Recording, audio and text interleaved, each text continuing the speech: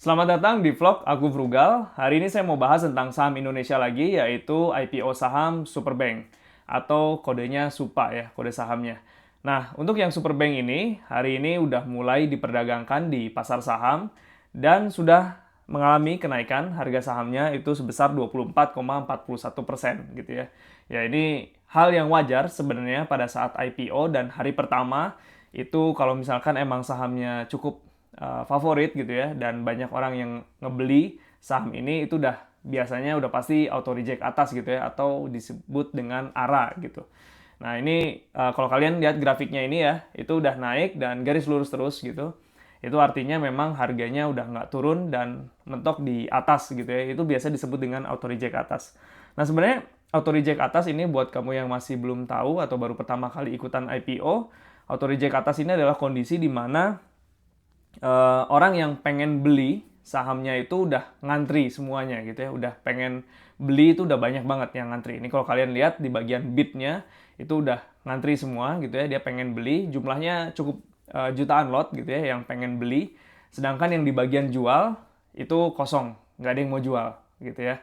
Jadi ini berlaku sistem supply and demand gitu ya, di mana semua orang itu pengen beli, banyak orang yang pengen beli, sedangkan yang jualnya itu nggak ada. Mungkin ada yang jual, tapi yang jualnya ini jumlahnya sangat sedikit gitu ya. Jadi mungkin harganya itu masih tetap, jadi memang harganya tetap bertahan di penawaran maksimal itu gitu. Nah, harga kenaikan 24% ini memang sudah diatur sama Bursa Efek Indonesia gitu ya. Jadi ini adalah batasan paling atas terkait dengan kenaikan dari harganya gitu. Persentasenya ini udah batas atas ya, udah ditentuin sama Bursa Efek. Setahu saya kayaknya sekitar 25% ini udah ditentuin sama Bursa Efek Indonesia gitu ya. Jadi yang pertama emang supaya melindungi investor juga gitu ya, supaya nggak ada spekulasi berlebih. Jadi memang ditahan sampai angka 24% gitu. Nanti biasanya di hari berikutnya kalau misalkan memang masih banyak yang pengen beli lagi itu nanti akan auto reject atas lagi gitu. Cuma nanti kita lihat ya di hari berikutnya kira-kira seperti apa. Untuk yang Superbank ini memang ya cukup banyak yang beli dan peminatnya pun juga masih banyak. Kalian lihat tadi antriannya cukup banyak gitu ya. Jadi pasti menurut saya bakal masih bertahan gitu ya di hari-hari berikutnya, mungkin masih menyentuh auto reject atas lagi. Nah, untuk sementara keuntungan saya dari saham Superbank ini, IPO saham Superbank ini sebesar Rp31.000. Ini untuk 2 lot saham gitu ya. Saya kemarin udah jelasin saya dapat itu 4 lot saham, berarti totalnya sekitar 62.000.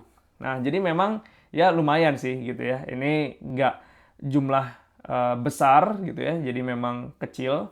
Tapi menurut saya oke banget gitu ya untuk akhir tahun gitu ya, atau untuk misalkan jajan atau kalian pengen reinvestasikan kembali, itu nggak apa-apa sih. Sebenarnya memang saya sendiri IPO saham ini memang untuk senang-senang aja gitu. Nah, mungkin ada strategi dari saya pun juga sebenarnya terkait dengan strategi saya ya. Saya nggak pernah lagi untuk membeli saham dari Superbank ini atau membeli saham yang udah di IPO-kan gitu. Jadi yang saya lakukan adalah hanya tinggal menunggu waktunya kapan saya akan menjual gitu. Jadi kan saya udah punya sahamnya, hanya tinggal menunggu momentum kapan saya jualnya. Biasanya saya jualnya ketika pas harganya udah mulai menurun gitu ya. Karena biasanya mulai menurun itu artinya ya orang udah mulai banyak yang jual dan yang pengen belinya pun udah menurun gitu. Itu biasanya udah kondisi-kondisi memang saya biasanya ngejual. Cuman biasanya ini berhari-hari gitu ya. Nanti kita lihat lagi.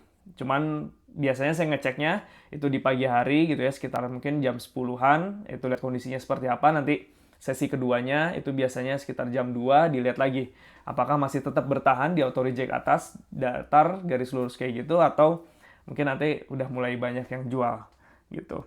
Nah, jadi itu salah satu strategi saya yang udah saya jelasin juga di part sebelumnya. Jadi saya nggak akan ngebeli lagi, jadi hanya tinggal menunggu momentum kapan untuk menjualnya. Dan ini memang full untuk spekulasi buat saya, dan ini untuk senang-senang aja gitu ya. Jadi ya kalian bisa harus nentuin gitu ya strateginya mau seperti apa. Tapi memang ketika kondisi spekulasi kayak gini itu ya udah pasti technical dan juga fundamental itu memang masih apa ya, masih belum bisa gitu ya, masih bias lah gitu. Jadi kayak ya masih nggak bisa gitu untuk ngeprediksi ini semua, karena ini memang full spekulasi orang-orang gitu. Jadi nanti pada saat orang udah mulai jual pun nanti akan menentukan titik keseimbangan barunya gitu ya. Cuman itu nanti biasanya cukup lama gitu ya.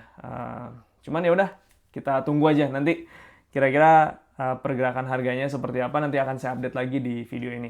Oke, sampai ketemu di part selanjutnya.